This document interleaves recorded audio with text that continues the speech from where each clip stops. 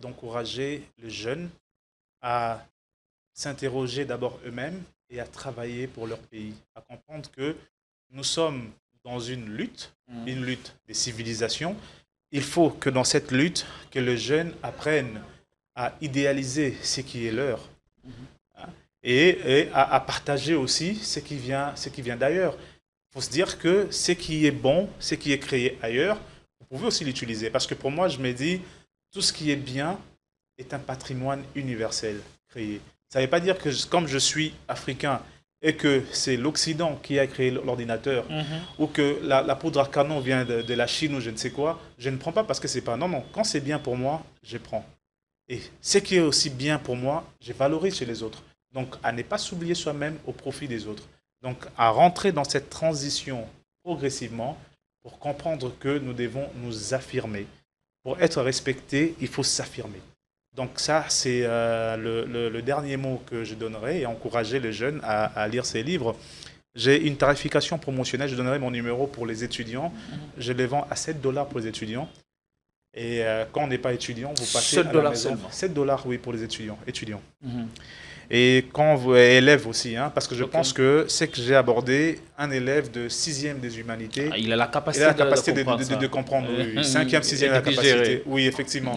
Et les étudiants, donc c'est à 7 dollars. Et pour des responsables, des gens qui sont intéressés, qui ne sont plus dans le monde académique, ça c'est à 20 dollars. Ça se trouve à la Maison du Savoir. Pas si cher que ça. Pas si cher que ça. La Maison du Savoir, c'est à la place des évolués. C'est aussi à Kin Plaza, Rotana, et aussi à Mall de Kinshasa. Vous trouvez la Maison du Savoir sur Internet, vous pouvez commander votre livre. Ça se trouve aussi sur Amazon, pour ceux qui sont à l'étranger et tout ça. Un mix de sensations qui vous offre des expériences personnalisées, uniques et inoubliables. Désirez-vous entrer dans une autre galaxie? Alors bienvenue à Joua Palace. Nous vous proposons deux appartements spacieux offrant un salon convivial, une cuisine moderne et 3 chambres élégantes pour un quotidien serein, 2 salles de bain raffinées pour votre confort et votre bien-être. Pour vos linges, notre buanderie professionnelle est mise à votre disposition. Une sécurité 24 heures sur 24 sous une lumière permanente grâce à notre générateur de grande capacité, loin de coupures intempestives d'électricité. Joua Palace vous offre également la connexion Internet haut débit, un système de mobilité intégré grâce à notre charroi automobile de première classe. Où croyez-vous être? Vous êtes à Kinshasa et nous sommes Joua Palace, situé au numéro 7 avenue Kassai, quartier GB, commune de Ngaliema, à 3 minutes du boulevard du 30 juin, près de Congo. Voulez-vous faire l'expérience?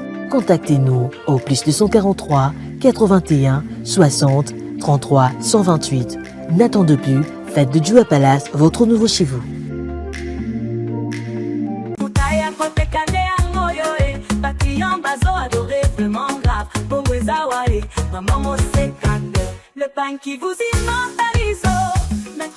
Moi, c'est congolaise, l'intemporelle, un pain d'exception, symbole d'élégance et de raffinement, conçu avec amour, imprimé avec soin, façonné avec grâce pour sublimer chaque femme. La signature ultime de la femme congolaise, authentique, noble, inoubliable. Portez Moissy congolaise et élevez votre allure à un niveau supérieur. Un pain qui se porte en tout temps, en toute confiance. Et en ce mois dédié à la femme congolaise et africaine, sentez-vous encore plus belle, encore plus forte en Moissy congolaise.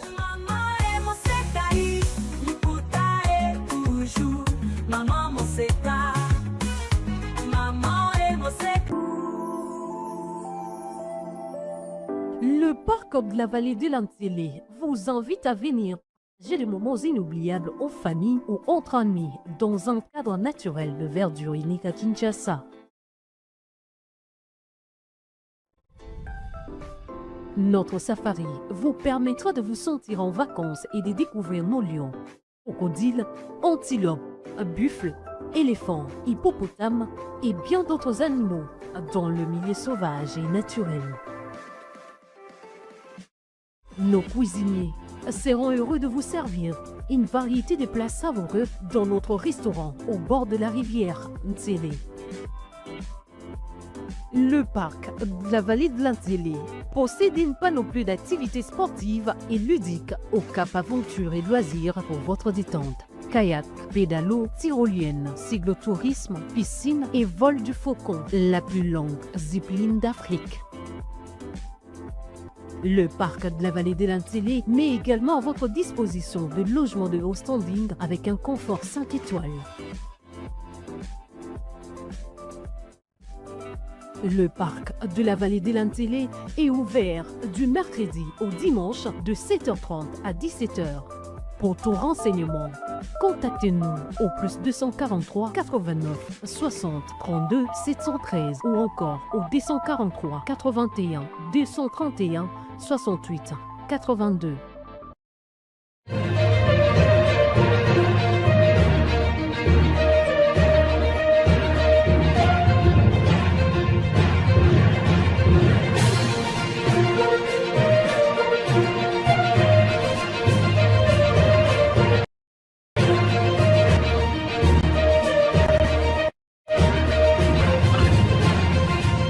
Sortir de l'habitude de se concentrer sur notre société et son devenir, c'est l'exercice auquel nous allons nous livrer volontiers au cours de ce numéro. Prenez rendez-vous avec nous et restez jusqu'à la fin car il y aura de quoi se mettre sous la dent. Ce numéro est un numéro spécial car on place le projecteur sur la société et son avenir et à cet effet on a l'occasion de recevoir un écrivain. C'est un personnage à multiples casquettes. On aura à le découvrir après sa présentation qui sera faite tout à l'heure. Mais ici, il nous revient pour parler de son tout nouveau, de son tout nouvel ouvrage qu'il vient récemment de publier, Le réveil de la civilisation, la chute des mythes et des illusions, écrit par Finda Zolameso Johnny. Avec lui, on va parcourir les grandes lignes, aller au-delà de ces quelques lignes de ces livres riches et inspirants en même temps. Il est en tout cas à retrouver dans certaines librairies ici présentes à Kinshasa et à la fin, on va vous donner son numéro pour tout contact en cas de besoin. Les stock n'est pas encore épuisé, mais il est très limité. Vous pouvez vous hâter à vous en procurer pour justement nourrir votre esprit, comme on dit. La lecture et à l'esprit, c'est que la nourriture est au corps et c'est bien important de les savoir. Merci. Vous tombez au bon moment et vous êtes sur Politikon, la force du détail. Tout le bonheur est pour nous de recevoir sur ce plateau Monsieur Finda Zolameso Johnny. J'espère que je n'ai pas massacré votre nom. Comment allez-vous et soyez les bienvenus. Merci beaucoup, monsieur. Je vais très bien. Comment la santé? La santé, ça va, je vais bien, hein. Mentalement et physiquement. Ouais, je porte bien. Je disais tantôt, vous avez plusieurs casquettes. Vous avez travaillé à la banque. Oui. Vous êtes dans l'agro industriel. Oui. Vous êtes en même temps écrivain. Oui. Plusieurs casquettes à la fois. Comment vous arrivez à gérer tout ça? Non, c'est à ces titres que vous me recevez ici en tant qu'écrivain. Ben, effectivement, j'ai eu à travailler à la banque, mais j'ai déjà démissionné. J'étais déjà dans la Big Hospital, j'ai démissionné l'année passée pour me concentrer uniquement sur le développement rural, la transformation agro-industrielle. C'est ce que je fais actuellement. Et depuis que vous y êtes lancé, ça se passe bien? Oui, ça se passe très bien. L'idée était essayer de combattre un peu les importations en termes des maïs, parce que je trouve qu'on a un potentiel qu'on n'arrive pas à exploiter. Ben, aujourd'hui, on fait les champs. On avait commencé par 5-10 hectares. Aujourd'hui, nous sommes à 50. Donc, l'idée, c'est d'arriver à 200-300 hectares de maïs. Et après, nous transformons. Nous mettons dans des sacs. On transforme à ce qu'on appelle semoule des maïs aujourd'hui. Et nous revendons. L'idée, c'est d'essayer un peu de diminuer l'importation qui vient de nos pays voisins, je parle de peut-être l'Angola et d'autres pays, la Zambie, et essayer d'accroître un peu notre PIB. Parce que nous, essentiellement, nous achetons aussi en francs congolais et nous revendons à 80% en francs congolais. Comment expliquer que quelqu'un qui a passé ses études, qui a fait des études en Chine, qui a fait la politique internationale et qui a travaillé à la banque, après avoir assumé toutes ces fonctions, plus tard que vous soyez intéressé par l'agro-industriel? Quand vous comprenez le monde, vous savez que l'alimentaire est aussi un levier d'autonomie stratégique d'un pays. On ne peut pas laisser autant de Congolais consommer ce que nous contrôlons à peine quand ça rentre par l'OCC. Dans le monde, il y a plusieurs scandales alimentaires et c'est toujours bien qu'un pays puisse produire ce qu'il consomme. Et je suis dans cette vision-là. Et quelle est votre particularité? Est-ce que vous avez tous les outils pour révolutionner le secteur? Bon, on se bat. C'est un secteur qui n'est pas assez facile. Les outils, bon, on dispose d'un minimum pour bien faire notre travail. On essaie de s'améliorer avec des innovations technologiques. On ne peut pas être en retard. Voilà, mais bon, on se bat tant bien que mal. J'essaie d'être compétitif. On a des grandes minoteries, mais j'essaie au moins d'être aussi compétitif pour servir le peuple.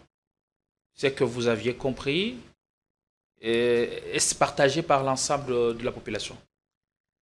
Il y a la population de retour que nous avons. Il y a des gens qui connaissent déjà la marque Manzumba, qui apprécient, qui comprennent aussi dans quel dynamisme je me trouve. Manzumba et Sarel. Et ça, ouais, voilà, Manzumba et Sarel, ça c'est la marque du produit, c'est le nom de ma mère d'ailleurs. Ils comprennent au moins le combat dans lequel je me trouve et ils essayent d'apporter assistance. Il y a des gens qui comprennent déjà ça, qui consomment. Et voilà, et j'ai des très bons retours. La qualité, elle est bonne. On respecte quand même les minimums et les gens apprécient. Et le frein pour l'instant, pour que d'autres congénères contemporains puissent s'y lancer? Est-ce la réponse, c'est dans le livre? Effectivement, quand j'ai parlé de chute, de mythes et des illusions, c'est parce que moi, l'entreprise se trouve dans les villages, c'est dans les Sekebanza, c'est là où je suis. Comme on dit, l'obstacle que je devais d'abord lever, c'était d'accepter de quitter la ville pour passer plus de temps au village. Beaucoup acceptent ça difficilement, c'est un choix fort. Oui, c'est quand même un très gros challenge. Vous savez, vous laissez un peu le confort d'ici, vous allez là-bas, il y a des défis. Et après, tout ce qui entoure les villages, toutes les idées que nous avons, il fallait faire chuter, faire tomber tout ça et accepter de s'y installer. Et c'est ce que j'ai fait. Maintenant, j'encourage les jeunes à emboîter les pas, à y aller. Il y a beaucoup d'opportunités. Et je pense que ce n'est que par là que les développements, parce que je pense que les développements doivent partir de la base vers Kinshasa, vers les grandes villes. Pas commencer par Kinshasa vers la base. Si la base fait un très bon travail, je pense qu'on aura une très belle assiette économique qui ne pourra que booster notre PIB. Voilà. Ce sont tous ces obstacles qu'il faudrait surmonter pour qu'on arrive à avoir une société qui s'intéresse à l'agro-industriel. Oui. C'est de cette manière que notre société pourra prendre son envol, mais bien avant d'aller loin et même de plucher votre ouvrage, Les réveils de la civilisation, la chute des mythes et des illusions. J'aimerais d'abord que nous puissions tout d'abord nous intéresser à l'actualité internationale. Comment va le monde? On assiste à un bouleversement, je dirais, le bouleversement de l'ancien ordre mondial pour laisser place à un nouvel ordre mondial. Quelles sont les conséquences directes sur la guerre entre Iran et Israël, par exemple, sur l'économie nationale, sur le continent et même sur la plaine du Congo? D'abord, je voudrais de manière générale avoir votre lecture de la situation qui sévit dans le Moyen-Orient. Voilà, merci beaucoup pour la question. Moi, en tant qu'agro-industriel, j'ai pas d'intérêt directement lié à ça, mais nous assistons quand même on a eu une sorte de panique à un moment sur je parle de produits pétroliers. Hein. On a vu des voitures, des véhicules s'aligner. Ça créait une sorte de psychose ou des paniques dans la société. Bon, maintenant, moi, par contre, ce qui m'a intéressé, parce que je n'ai pas d'intérêt direct, tout ça, mais ce qui m'a intéressé, c'est la résilience de ce peuple, les Iraniens. Personne ne pouvait croire qu'ils pouvaient tenir 2 semaines. Qu'est-ce que nous, en tant que pays africains, de pays en voie de développement, pouvons tirer de cette résilience-là? Alors, j'ai identifié 6 éléments que je trouve fondamentalement importants. Lesquels? D'abord, de la géographie de l'Iran, la démographie, l'organisation politique, administrative et militaire, c'est la construction d'une idéologie religieuse aussi, et son économie, on doit quand même en parler. Florissante. Voilà, sa technologie. C'est un pays qui a traversé plus de 4 décennies des sanctions, mais qui arrive quand même à construire une défense capable de défier des grandes puissances. Nous devons peut-être nous en inspirer aussi. Alors là, quand je parle de l'économie, vous savez que l'Iran ne tire que son économie de revenus pétrolières et gazières. Hein. L'Iran a su comprendre qu'il doit diversifier son économie. Il ne s'arrête pas là.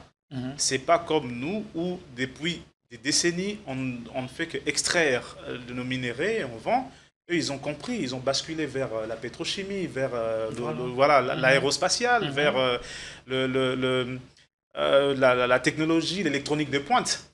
Et la technologie aussi, ils ont eu à construire des missiles capables de toucher. Vous pensez c'est ce qui leur permet à faire preuve de cette force de caractère, à cette résilience dont vous parlez? Oui, effectivement, parce que quand vous regardez l'Iran, la politique, comment est-ce qu'elle est construite, vous avez ce qu'on appelle le Mollah. Il y a aussi un président de la République, hein, mais le président qui est la deuxième personnalité du pays. Voilà, du pays. Vous avez le Mollah parce que les Iraniens, ils pensent qui est considéré comme le guide suprême là-bas. Les guides suprêmes. Voilà, et les gens s'attendent à un 12e imam qui viendra reprendre sa place. Et pendant, il faut se battre pour garder l'Iran intact. Et ne pas oublier que c'est quand même un pays qui a 50 siècles d'histoire. L'Empire perse aujourd'hui, l'Iran, c'est 80 ethnies. L'Iran, c'est 90 millions d'habitants. Et cette résilience-là tire sa source de la croyance, de l'organisation, de leur position aussi. Parce que généralement, quand vous êtes sanctionné, qu'est-ce qui se passe? Vous vous réunissez en bloc pour faire face. Et l'Iran a su faire ça. Ils ont 80 ethnies là-bas. Ils ont 80 ethnies. Donc ça veut dire qu'il y a aussi des différences. Mais ils se mettent ensemble pour faire face aux grandes puissances. Et cette résilience, c'est ce que nous, l'Afrique, nous devons tirer. Ça doit partir de quelque part et le réveil de la civilisation. Beaucoup de points, beaucoup de similitudes. Oui. Ce que vous dites avec ce que vous avez écrit, le réveil de la civilisation, pour dire que l'Iran résiste aujourd'hui grâce à sa civilisation. Ils ont eu à travailler et à mettre en place un système. Exactement. Ils ont eu à travailler. Ils ont connu tout de suite, après la révolution iranienne de 1979, tout de suite l'Iran rentre en guerre contre l'Irak. L'Irak a attaqué et ils ont eu à traverser 8 ans de guerre. Iran-Irak. Voilà, effectivement. Ils ont beaucoup perdu et ils ont compris qu'ils devaient travailler sur leur industrie de défense pour être capable de faire face à toute invasion. Et aujourd'hui, après 40 ans, l'Iran prouve à ce que c'est un pays résilient et un pays qui a su se construire des décombres qu'ils ont connus. Et c'est important pour un pays comme nous, comme on dit post-conflit, voilà, à essayer de construire notre industrie de défense pour faire face aux défis et aux menaces futures. Ça, c'est impératif. Vous parlez de la chute de mythes et des illusions. On n'en est pas encore arrivé, mais je voudrais savoir, est-ce que tout ce qui se passe peut nous pousser à conclure Est-ce que ce serait une conclusion hâtive ou comment? J'en sais rien. Vous allez essayer de répondre à la question. Est-ce la fin de la superpuissance des USA qu'on nous a présenté? Est-ce que les États-Unis aujourd'hui sont-ils démystifiés? Parce que vous évoquez la résistance. Pour dire que la résistance est à même de démystifier n'importe quelle organisation militaire. Oui, en fait, l'issue de cette guerre, si la guerre s'arrête aujourd'hui, ce qui est très vrai, la configuration du Moyen-Orient va considérablement changer. Les zones d'influence vont se modifier et l'Iran, je pense qu'il assurera cette puissance-là. Et je pense qu'avec ça, ça va inspirer d'autres nations à se dire qu'on peut aller avec des économies faibles, en sachant comment investir dans nos industries de défense et faire face parfois à des menaces. L'issue de cette guerre, en tout cas, sera très déterminant et effectivement, ça va reconfigurer les mondes. Ça, c'est très clair. L'issue passe par quoi? La guerre ou la paix? Bon, vous savez, on peut obtenir la paix par la guerre, comme on dit, la paix par la force. L'objectif est soit, on peut aussi gagner une guerre, mais pas gagner de paix. Ça, on le sait. Alors, maintenant, l'idéal, c'est de recouvrer la paix, mais par quels moyens? Ça, on nous montre que c'est par la guerre. Mais à un moment, ils sont essoufflés et il faut discuter. Parce que là, nous avons sur terrain la guerre qui continue, mais en parallèle, nous avons des discussions, tout ça, et en coulisses, il y a des négociations. Donc tout ça, il faut savoir utiliser comme levier. Pendant que nous faisons la guerre, en parallèle, on peut toujours les discuter et en coulisses, on négocie cette sortie. Ah oui. Est-ce que les États-Unis ont le moyen nécessaire d'aller jusqu'au bout dans cette guerre qui les repose à l'Iran via Israël, qui est protectorat des États-Unis? Oui, les moyens, oui, les Sachant moyens militaires. qu'ils perdent beaucoup avec la fermeture du corridor d'Ormuz. C'est autant de milliards de dollars par semaine. Effectivement, c'est le passage de 20% de l'énergie fossile, le pétrole, de la consommation mondiale. Donc 50 millions de barils passent par le détroit d'Ormuz que l'Iran a bloqué parce que vous savez, quand vous voyez l'Iran au nord avec la mer Caspienne, au sud, c'est le golfe Persique, l'Iran a une très grande frontière maritime, de 32% de sa frontière totale. Donc, il a su adapter sa défense à des exigences de la mer. Et aujourd'hui, l'Iran le prouve en bloquant. Bon, maintenant, les États-Unis, avoir les moyens, oui, les États-Unis ont des moyens militaires, ils ont des moyens, mais ils perdent aussi beaucoup. Et on ne peut pas se voiler la face. Donald Trump, bientôt, il y aura des élections des midterms. Il a aussi peur pour ça. Donc, autant sortir très vite que d'y rester trop longtemps avec le coût de la guerre. Parce que l'Iran utilise des drones de 20 000 à 30 000 dollars et la défense américaine par missile, ça vous prend 2 millions, 3 millions de dollars pour détruire un drone de 30 000, 40 000 dollars. Alors, les coûts est énorme. Donc, je pense qu'à un certain moment, les États-Unis devront se retirer. Est-ce que l'Afrique pourrait être entraînée dans cette guerre? Comment? L'Afrique peut-être va subir des conséquences, le pétrole, tout ça, mais moi je pense que l'Afrique doit réfléchir. Pas entraînée. Mais entraîner, non, avec la maturation avec la d'aujourd'hui. recomposition de forces, les alliances sur le continent. Avec la maturation d'aujourd'hui. Vous y voyez un danger? Je ne vois pas, à part peut-être la déclaration du général, du chef d'état-major ougandais, qui a fait sa déclaration sur Twitter. Ça reste encore sur Twitter, mais je ne vois pas aucun pays africain s'est rallié. Derrière qui? Derrière l'Iran, derrière les Américains, je ne vois pas. Oui. Et on ferait mieux d'être en dehors de tout ça. Et la Chine, la Russie, bon, la Chine observe. Non, ce sont des alliés. Ils ont choisi quel côté? Ce sont des alliés stratégiques de l'Iran, c'est connu. L'Iran, aujourd'hui, sa technologie dépend encore de la Russie, dépend encore de la Chine. Les informations, l'Iran frappe avec beaucoup de précision.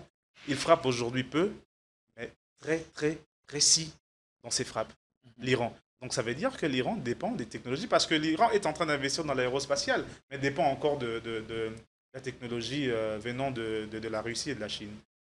Allez, pour dire, n'enterrons pas trop vite aussi les États-Unis. Non, pas trop vite, mais les dégâts quand même sont énormes et il serait mieux d'arrêter cette guerre. Allez, Ouais. merci, on finit par là et on va passer aux choses très très sérieuses. Oui, ça c'était sérieux, maintenant là c'est très sérieux. Allez, prenez tout votre temps, allez, serrez la ceinture car on va décoller. Et maintenant, et le décollage risque d'être brutal. On parle du réveil de la civilisation, la chute de mythes et des illusions. Je voudrais que vous soyez pédagogique. On est suivi Ok. par un parterre d'internautes important. Et allez, selon les catégories, selon le rang de chacun qui nous suit, ayez un discours qui soit même d'être compréhensible Compris par par- tous, ou compris par tous. Allez, qu'est-ce que nous pouvons d'abord attendre par le réveil? De quel réveil s'agit-il? Et la civilisation, de quoi s'agit-il? Alors, ce que j'entends par le réveil de la civilisation, Mhm. c'est cette capacité à comprendre que dans l'histoire, nous étions un peuple fort Mhm. que la colonisation a essayé d'effacer. Et que nous devons revenir par ça, nous devons réveiller ce que nous ressentons en nous, les traditions, les valeurs que nous partageons Mhm. ensemble, nous devons réveiller tout ça en nous. Et ce n'est que par là, quand l'homme se comprend lui-même, l'homme est apte à faire face aux défis, comme on a eu à les faire avant. Qu'est-ce qui se passe? Aujourd'hui même, si on parle de la guerre des États-Unis et l'Iran, Mhm.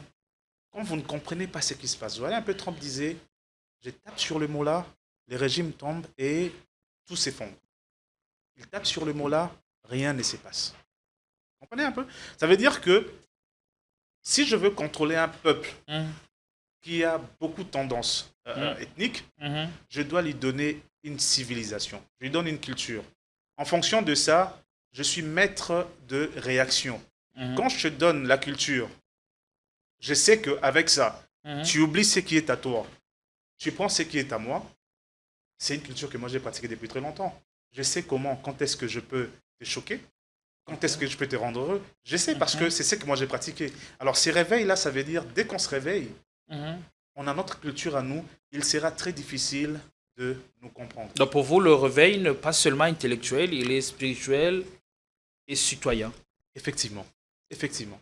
Il est aussi spirituel parce que j'ai quand même parlé de la manipulation religieuse Ouais. dans mon livre. Mhm. Alors moi-même, je suis là, je suis chrétien. Quand je parle de la spiritualité, je ne dis pas que nous devons tous être animistes ou quoi, non. Pas du tout. C'est pas du tout. Mm. Mais avoir cette indépendance spirituelle, comprendre que le Dieu, il est le Dieu de tout le monde. Il n'y a pas de préséance de nations pour arriver à nous. Ça veut dire le Dieu, il est le Dieu de tout le monde. Et comme il peut agir pour Israël, comme il peut agir pour la Palestine, comme il peut agir pour l'Iran, il peut aussi agir pour la RDC. Donc il n'y a rien à voir d'avoir des préséances et penser que nous venons après les autres. Est-ce qu'il y a-t-il des étapes ou un schéma bien aligné à suivre pour arriver à ces réveils dont vous parlez? Non, les réveils, c'est que tout le monde doit se remettre en question. Il y a La responsabilité individuelle, bien entendu. individuel. On n'a pas un schéma à suivre. Mhm. Voilà, rien n'est schématisé ici, mais que quand chacun se pose des questions sur soi, il a des éléments de réponse. Il faut d'abord commencer par là. Quand même, on a trop duré dans cette situation. L'Afrique, quand on parle de l'Afrique, c'est le sous-développement. Oui, il y a des pays qui se distinguent, mais globalement, quand on parle d'Afrique, c'est sous-développement, des peuples qu'on peut contrôler, qu'on peut monter les uns contre les autres. Ça, c'est l'image que l'Afrique donne. Ailleurs, c'est quasi impossible.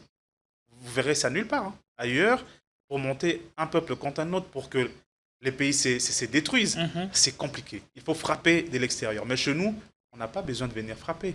On monte X contre Y et tout s'effondre. Vous avez parlé de la responsabilité individuelle et qui est assez cruciale. Mais rarement vous pointez du doigt l'État. la reconstruction de l'État. Les réveils devraient passer par là pour avoir un état de prédation et un état de service basé sur de valeurs cardinales que nous voulons.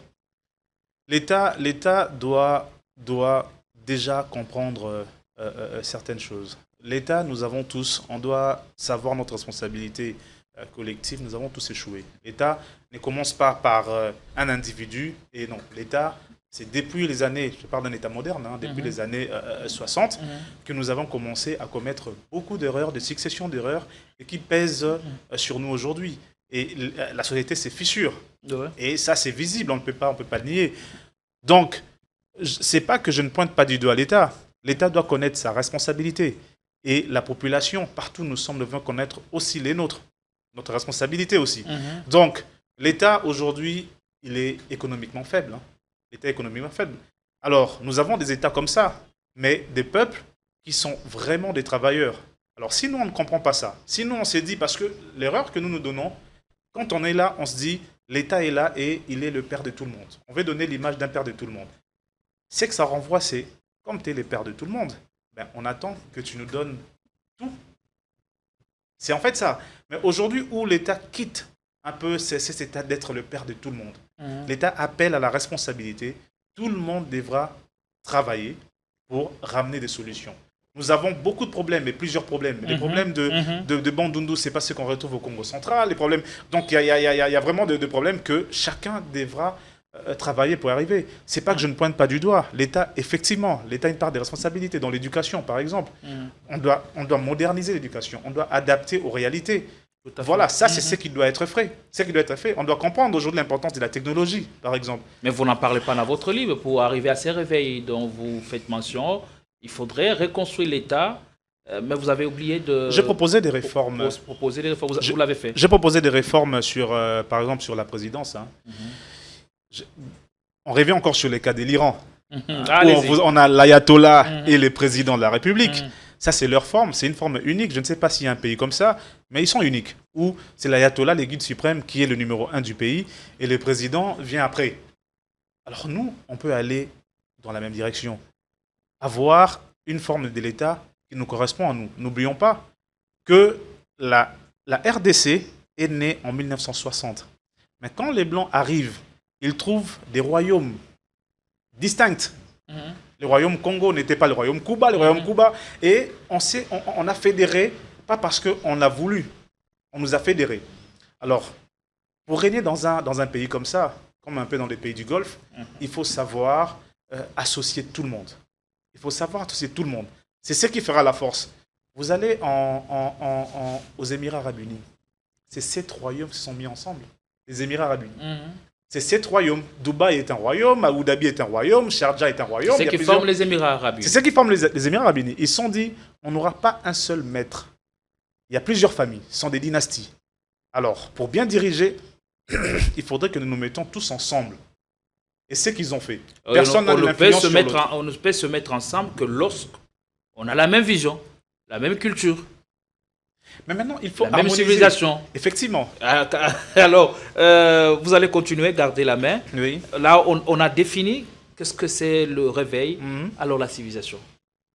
Bon, la civilisation maintenant, sur le plan général ou global, ça, c'est des valeurs qui sont partagées par un grand nombre de la population. C'est ce qui forme une civilisation.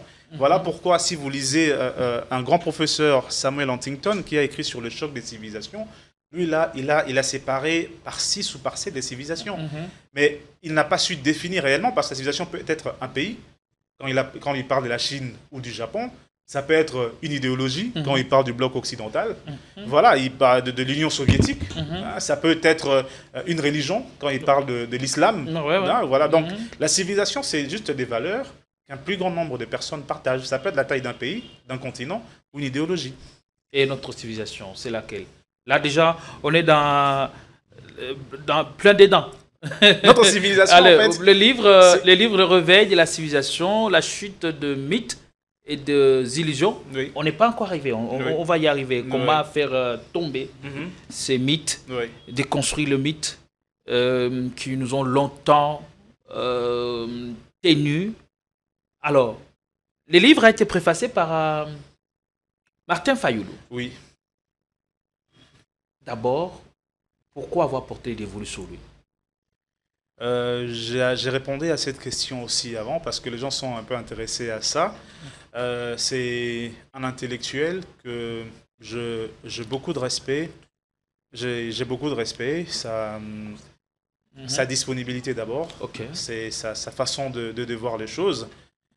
Comme je l'avais dit, il n'est pas... Comme on dit, quand on préface un livre, on n'est pas d'accord sur tout, mais on trouve que le sujet est intéressant pour être lancé dans la société. C'est ce qu'a fait Martin Fayoulou. Il a accepté de préfacer. C'est pas parce qu'on partage la même vision, mais c'est parce qu'il trouve que les sujets étaient intéressants d'être lancés dans la société et que ça puisse nous pousser à réfléchir. Voilà pourquoi je l'ai trouvé. On a discuté et il a accepté de préfacer le livre. Oui, dans sa préface, qu'est-ce qu'il dit? Il dit qu'il y a des époques où le peuple, à force d'avoir été dépossédé de leur mémoire, en viennent à douter d'eux-mêmes, à ne plus savoir qui ils sont, ni où aller. Allez, moi j'ai mis limite par là. Il parle de l'Afrique qui est particulièrement la RDC, qui connaît une crise d'identité réelle. Oui. Notre civilisation repose sur quoi? On y est déjà. Non, la civilisation que nous sommes en train, je pense que nous sommes en train de déconstruire. Parce que, à l'époque, si on parle de civilisation... Est-ce que d'abord on a des civilisations? Non, la civilisation, c'est construit au fil des années. C'est pas, on se réveille et on en trouve. Il faut d'abord qu'on ait cette envie de construire cette civilisation-là. Alors, pour l'instant, on en a? Répondez de manière claire. Non, si je dois parler de la situation congolaise, ce serait un peu aller trop loin. Parce que moi, même si vous me posez des questions, je ne connais pas tout des autres ethnies. On a encore à construire. C'est dans l'éducation que ça doit passer. Ça veut dire qu'on doit avoir... Si nous avons encore des gens qui sont choqués parce que l'autre mange le chien, ou l'autre mange le fumbois, ou l'autre mange ceci, vous allez dans des pays où les gens mangent de serpents, mangent et ça n'offusque personne. Oui, parce qu'ils comprennent. Ils comprennent que la différence doit exister. C'est ce qui fait même notre fierté. On est différents. Mais chez nous, nous sommes encore au niveau du choc. Ça veut dire qu'il y a beaucoup d'étapes à faire pour franchir ça, pour comprendre que ce qui est normal chez l'autre, même si ce n'est pas normal chez soi, mais il n'y a pas à remettre l'autre en question ou à pointer du doigt. Ça veut dire que vous acceptez à respecter la différence. Donc nous, aujourd'hui, parler de la civilisation congolaise, non, mais ça, avec les échanges, ça s'est construit. Les pays doivent d'abord savoir se connecter, ne pas avoir de difficulté de partir en Bandaka, à ceci, à cela. Et avec ces déplacements de peuple, on peut toujours construire cette civilisation-là. Donc, c'est vraiment en perpétuelle construction. Et en lisant les livres, vous rendez un bel hommage à vos parents. Qui sont-ils réellement pour vous? Oui, mon père fut un militaire de cette armée. Je suis né dans cette famille-là. J'ai vu des efforts qu'ils ont eu à fournir pour aujourd'hui avoir un pays plus ou moins stable. Il y a des gens qui payent de leur vie, qui payent cher. Et moi, je suis né dans ça. J'ai vu de cette période, et même mon second livre parlera des humiliations que nous avons connues après la chute de Mobutu. Moi, j'ai vu, on habitait à l'époque à la Limité, le quartier Montelfikine. Il y a un camp militaire là, des officiers. J'ai vu des jeunes gens de mon âge qui sont rentrés, transportant des armes, des munitions, tout ça. Et Mobutu était parti. Et oui, on voulait qu'aujourd'hui, avec les reculs, quand on regarde la gestion de Mobutu, on voulait qu'il parte. Mais si on nous demande la manière, ça ne pouvait pas être de cette manière-là, parce que ça a ouvert la porte à des humiliations. Et nous, en tant que père, je voyais l'angoisse. Quand il venait, c'était un militaire. On ne sait pas ce qu'on va faire. Vous êtes là. Une armée vaincue, vos parents sont des militaires, et identifiés comme des militaires de Mobutu. On ne sait pas s'ils seront tués, ils seront arrêtés.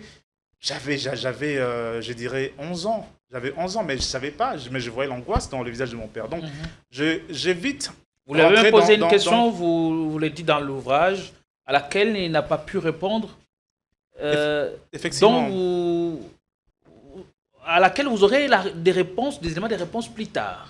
Effectivement, j'ai posé une question parce que Quand je suis revenu de Chine, mes études, une fois, on était en train de manger, je lui pose la question sur l'ouest du pays. Aujourd'hui, on parle de l'Est, mais quelles sont les garanties que ce qui se passe à l'Est ne puisse pas se reproduire à l'ouest du pays? Question pertinente. Question pertinente. À ma place, peut-être j'aurais la même réaction. Voilà. Il n'a pas su répondre à cette question-là. Et pour moi, j'avais plusieurs... ça se tournait dans ma tête. Est-ce qu'il ne voulait pas me dire des secrets de défense? Est-ce qu'il n'avait pas assez de réponses parce qu'il savait que... Vous lui posiez la question pour l'embarrasser ou... Non. Vous étiez en quête d'éléments de réponse. Effectivement, ça faisait peur. Quand on voit des images à l'Est, comment les gens sont massacrés, ça faisait peur. Je me disais, ça se passe à l'Ouest, ici à côté, on est pris en tenaille. Qu'est-ce qui peut arriver aussi? Parce que là-bas, on parle de minerais. Il y en a aussi de l'autre côté. Ouais. Si aujourd'hui, les gens se disent, on prend aussi de l'autre côté, ben, on peut voir les mêmes atrocités. Mais quelles sont les garanties sécuritaires? Ça fait peur. Parce que eux, ils étaient en train de partir. Demain, ce serait nous.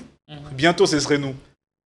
Qu'est-ce qu'on fera? Comment on fait pour sécuriser l'Ouest? Comment on fait pour sécuriser le Congo? Ça, ce sont des questions que nous devons nous poser.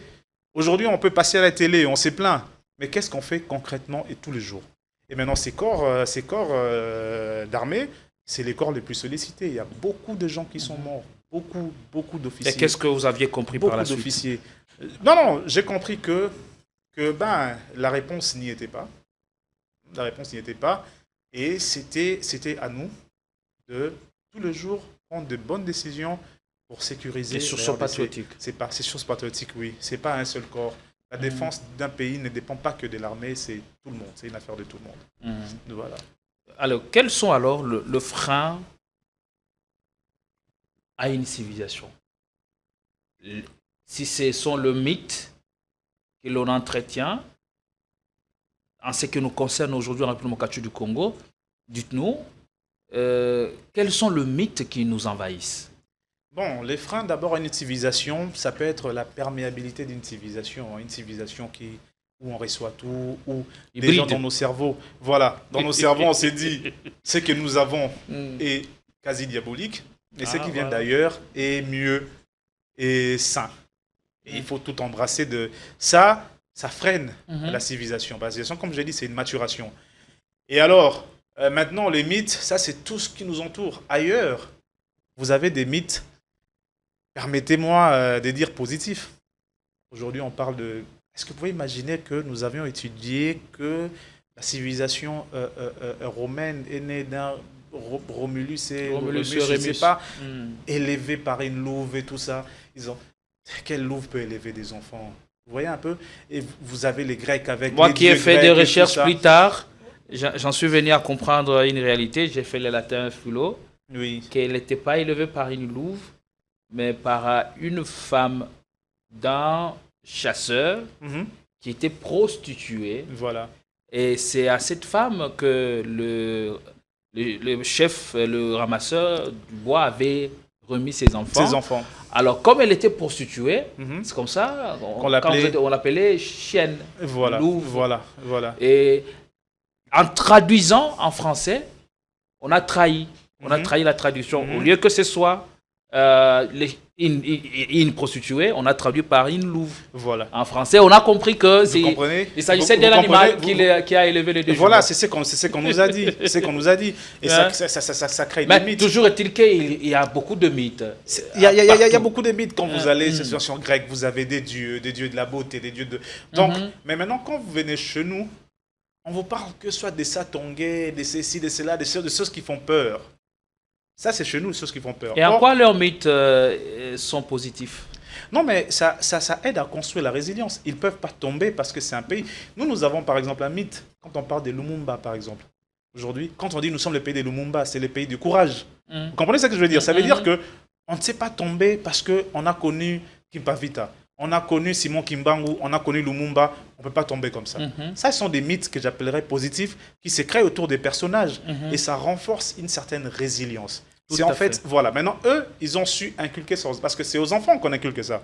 Quand vous dites, voilà, vous êtes tel pays, tel pays, tel pays, et quand ils grandissent, ils en sont en tête. Je ne peux pas céder parce qu'on a quand même des références. C'est en fait ça. Et nous, maintenant, tous ces mythes qui parlent que de la sorcellerie, de ceci, ce qui a été nos villages, tout ça, tout ça doit chuter et mettre en avant des mythes, je dirais, positifs. Comme j'ai dit, tout ne doit pas chuter. Je dis dans les livres qu'il y a des mythes qui doivent chuter, il y a des mythes qui doivent être améliorés, et il y a des mythes qu'on doit garder intacts. C'est ce qui fait une nation. Est-ce que vous pensez, en disant ça, que c'est ce qui est à la base de cette crise d'identité? Bien évidemment. Quand on n'a pas un passé, comment est-ce qu'on peut avoir un présent et un avenir? Si les passés est flou, on ne sait même pas ce qui a été passé. Vous rencontrez des Congolais qui, pour eux, l'histoire du Congo commence à 1960. Ou pour d'autres, la table de Berlin. Hein, la table est ronde, ou je ne sais pas, table de Berlin, ou conférence de Berlin. Conférence de Berlin. Ça commence par là. Mais avant ça, il y a des millénaires d'histoire. Il y a des peuples qui ont fait face à des défis majeurs. Vous comprenez? Il y a une diplomatie qui existait. Vous allez, par exemple, dans le Congo central, vous trouvez des endroits qu'on appelle Tchela, qui est en consonance Luba. Il y a eu des échanges à l'époque. Donc ça veut dire qu'il y a une existence des diplomaties. Et tout ça ne peut pas être effacé. On doit se référer, avoir des mythes positifs autour de ça et fédérer le peuple. Chaque peuple a son histoire. Généralement, ici, on oublie un peu, il y a aussi des Bachis, il y a au nord, il y a les gens... On oublie, Je donnerai un exemple, si vous me permettez. J'ai un ami, pendant la guerre de MLC, s'était enfoui il s'est retrouvé en Équateur, il est allé vivre avec des pygmées. Il dit, j'ai trouvé une médecine, bien que traditionnelle, mais une médecine très efficace. Très efficace. Il a trouvé la manière dont les pygmées préparaient. Il a apprécié la nourriture. Mais tout ça, on ne se réfère pas à ça. Ça veut dire qu'on peut se référer aussi. On ne doit pas revoir le Congo que l'Empire Lubakunda et des empires que les gens ne connaissaient pas. C'est aux chercheurs d'y aller. Moi, je ne suis pas historien. Et de découvrir ce qui a été bon et de les prendre. C'est comme ça qu'une civilisation s'est construite. Mais vous serez d'accord avec moi, toute civilisation finit par se crouler. Oui. Comme un château de cartes, si l'on n'y prend pas en garde. Et les raisons, peut-être, c'est aussi la montée d'une nouvelle civilisation.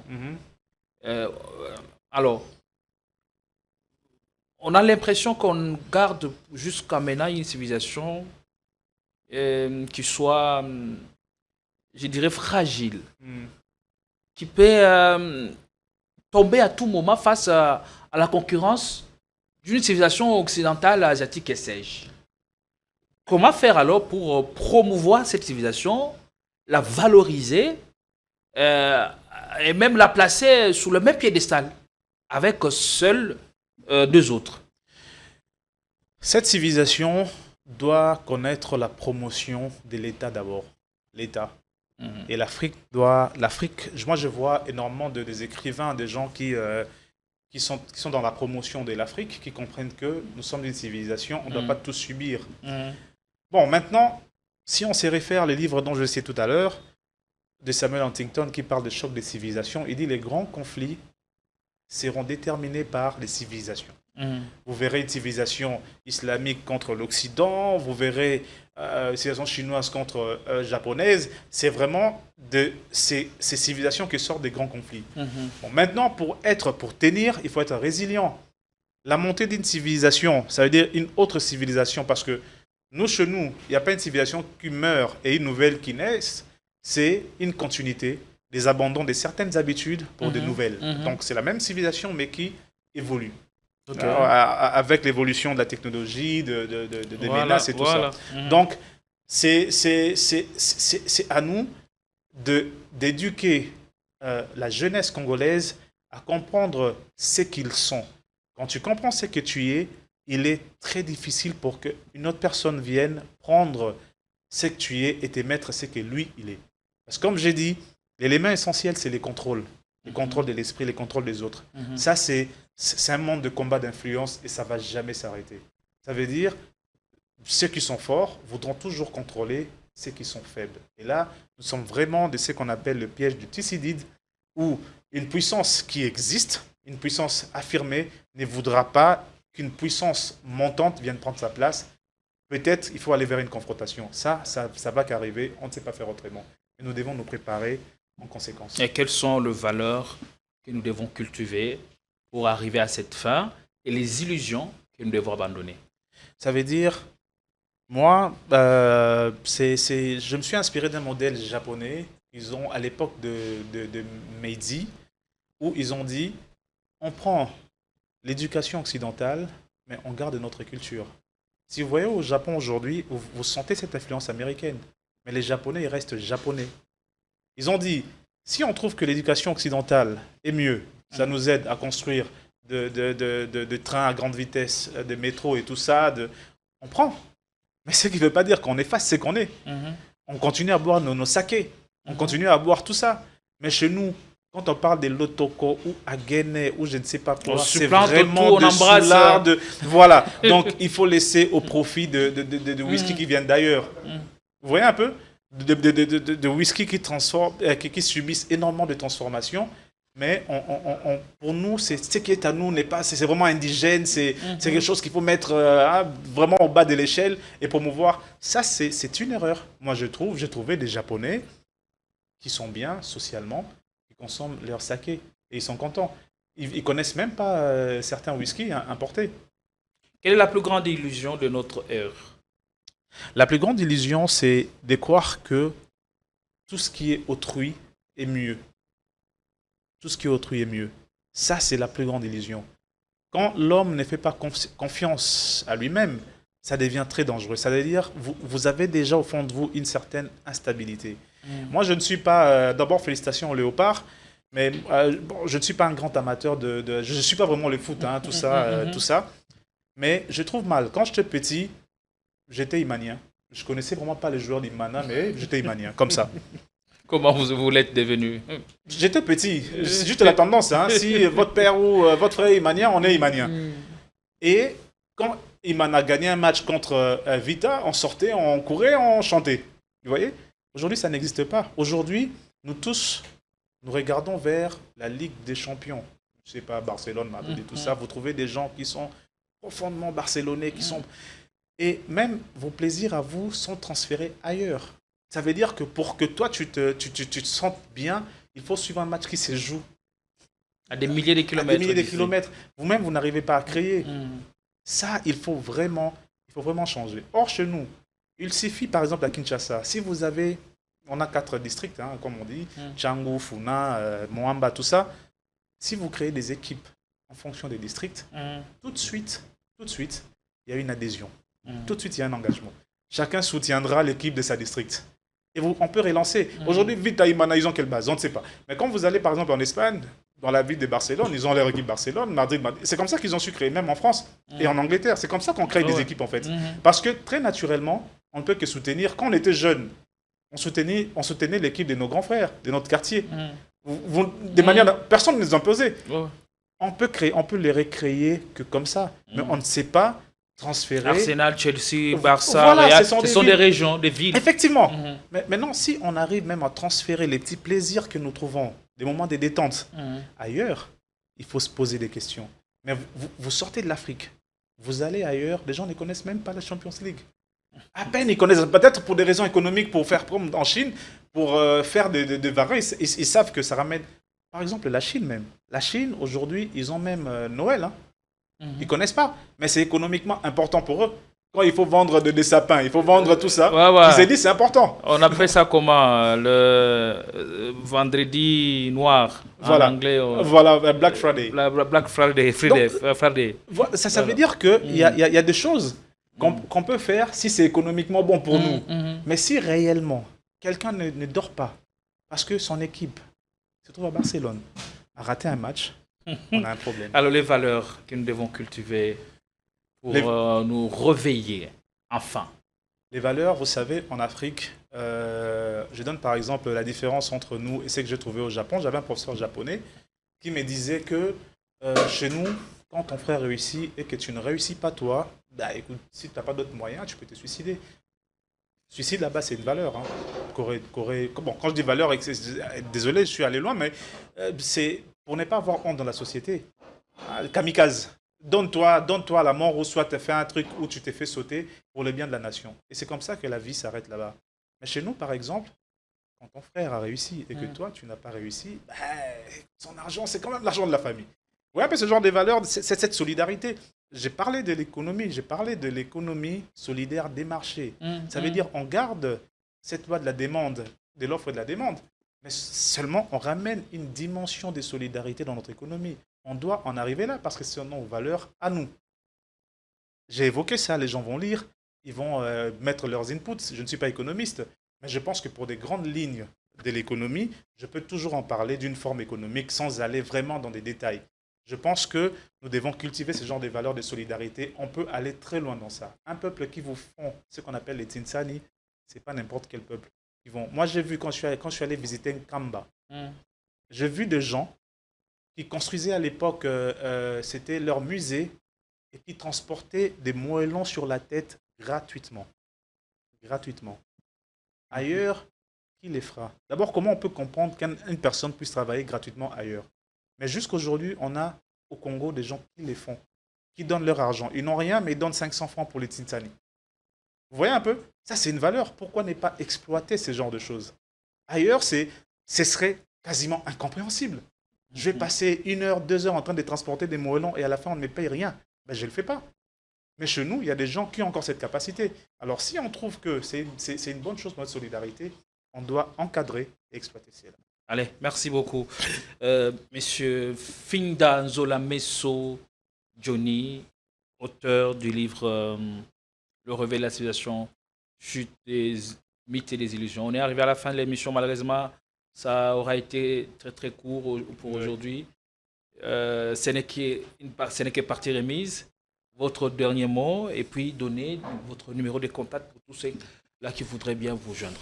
Alors, le dernier mot serait d'encourager les jeunes à s'interroger d'abord eux-mêmes et à travailler pour leur pays, à comprendre que nous sommes dans une lutte des civilisations. Il faut que dans cette lutte, que les jeunes apprennent à idéaliser ce qui est leur et à partager aussi ce qui vient d'ailleurs. Il faut se dire que ce qui est bon, ce qui est créé ailleurs, vous pouvez aussi l'utiliser. Parce que pour moi, je me dis, tout ce qui est bien est un patrimoine universel créé.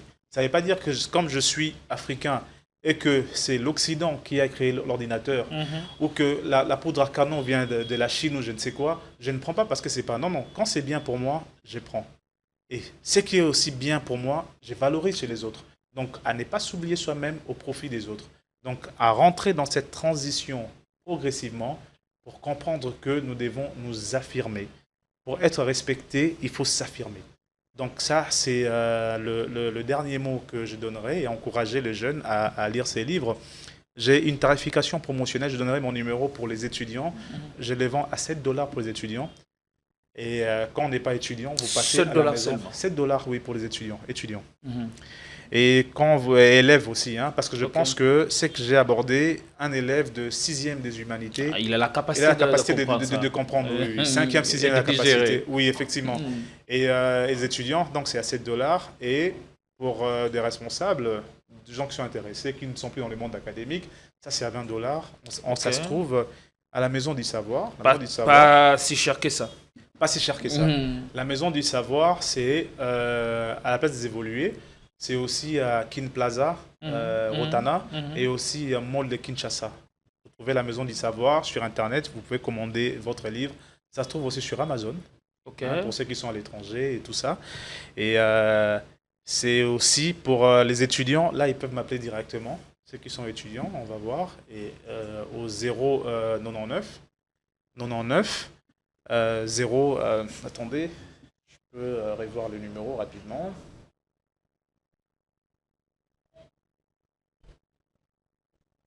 Oui, 099 42 440. 42 440. Voilà, ça ils peuvent m'appeler directement pour avoir les livres. Ça, ce sont des étudiants qui on peut donner à seulement 7 $. Ok. Ouais. Tout le monde peut vous contacter par ces numéros. Par ces numéros-là, oui. Allez. Merci beaucoup d'être venu. Merci beaucoup. Allez, ce n'est qu'une partie remise. On n'a pas eu le temps d'éplucher tous les livres. Ouais. J'ai fait beaucoup d'annotations que je n'arrive pas à vous relancer. Bon, oui. On verra comment récupérer ce qu'on n'a pas su dire aujourd'hui. Merci beaucoup. Merci. Allez, on espère que vous avez passé un excellent moment de télé, comme on aime bien le dire. Allez, on se retrouve à très très vite avec la même dose de plaisir. Allez, consommez l'émission avec modération. Coupez les morceaux, mettez sur les réseaux sociaux, vous en avez entièrement droit. Et surtout, n'oubliez pas de partager l'émission pour que vos proches puissent avoir quelque chose. Et qu'ils n'oublient pas que le livre est vendu à $20 pour le responsable et 7 pour les élèves et étudiants. Allez, à très très vite. Portez-vous bien.